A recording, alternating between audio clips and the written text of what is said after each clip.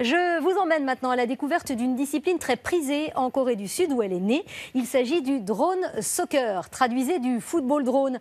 Vous pouvez vous y essayer ce week-end au salon Tech and Play à Rennes, mais aussi au Ludilab en Vendée.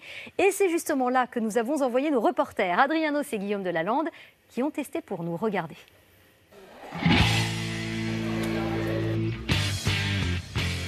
Une arène, 2 équipes et autant de télécommandes que de joueurs.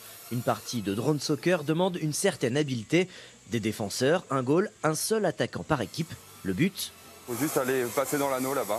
Alors normalement il y a un défenseur mais là il est aux abonnés absents. Voilà, donc c'est plus pratique pour mettre des buts.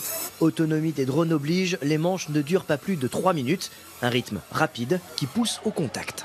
J'ai tapé trop fort dans l'adversaire et je suis par terre. Des problèmes mécaniques à gérer uniquement à la mi-temps. Chacun vient s'occuper de son drone. Et donc l'idée c'est de faire le changement de batterie. Pour ceux qui ont de la casse, il y a une hélice en moins donc il faut la remettre.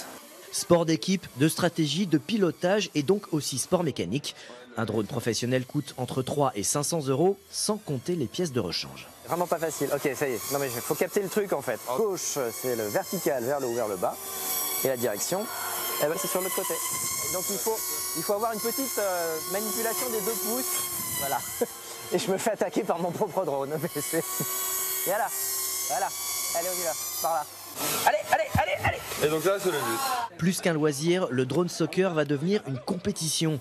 Un championnat est sur le point d'être créé en France dès l'année prochaine. Là, on est dans une arène de loisirs pour découvrir la discipline. Donc l'arène de compétition, c'est 4-5 fois celle-ci. Et pour les vraies compétitions, direction la Corée du Sud, patrie du drone soccer. Là-bas, c'est déjà un sport reconnu qui passe à la télé, avec mise en scène hollywoodienne, composition des équipes, analyse des stratégies et commentateurs survoltés. Chine, Japon, Angleterre ont déjà créé des équipes officielles. Les États-Unis ont lancé leur propre fédération. On compte déjà plus de 30 000 pilotes de drone soccer dans le monde. La première Coupe du Monde devrait avoir lieu en 2025.